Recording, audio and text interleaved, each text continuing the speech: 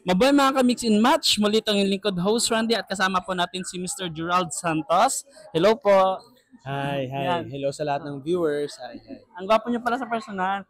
Thank you, thank you. Okay, sabi ko, ay si Sir, Gerald ko, siya pala yung mag-concert kasi friend ko si Dex and si Ron. Oo, Okay, then okay. siya binigay ko. Sabi ko, dapat pala nasa babaw kanina, nagko-cover din kasi ako ng mga performance nyo. So maya-maya ma-upload din po yon sa Mix and Okay. Match. Then Okay. yan, so, kumusta naman yung pag-comeback nyo sa concert? Okay naman ito. Actually, frequently nagko-concert naman ako. Pero ito, bagong-bago itong konsepto na to kasi ngayon ako may nakasama talaga mga newbies in the Oo. industry. And I'm really happy and I will support them, as much as I can na ginawa ko naman ngayon. And thank you to EBQ International Productions for this opportunity na binigay nila sa mga new artists na sina Dex, si Ron, si Kisha, si Joanne, Joper, and Lindsay. Ayan, salamat. So ano yung preparation na pinaghahandaan yun? 'Di ba magkaiba yung pag alam mo veterano yung mga kasama mo sa concert at saka sa mga newbie. So ano yung paghahanda mo? Ano yung adjustment na ginawa mo?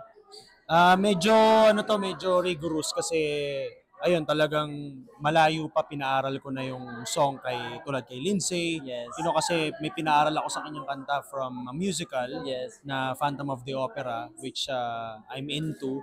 Kaya ayun, and she delivered. I'm really happy about her performance. And si Joper kasi he's an R&B artist naman talaga. So perfect sa amin yung Lay Me Down para mapag-combine yung R&B and yung ballad.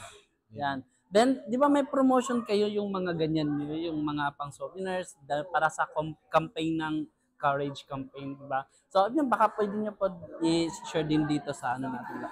Ayun, I encourage you to support yung aking pong itinayong group movement, ang Courage Movement. Ito po ay tinatakil po nito yung mga victims of sexual abuse, sexual harassment, and all na mga ganyang aspect.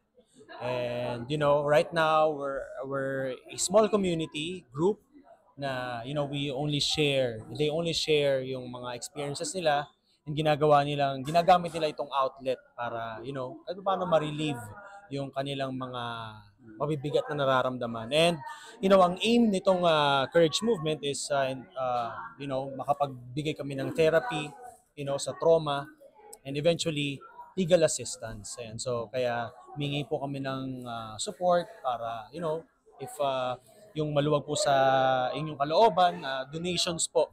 Ayan, you can just be in touch dun po sa Courage Movement Facebook page. And thank you so much, Sir Gerald, sa pagpa-unlock sa akin. Host Randy from Mix and Match. Thank you. Thank you po. Mix and match. Salamat. Salamat po. Bye.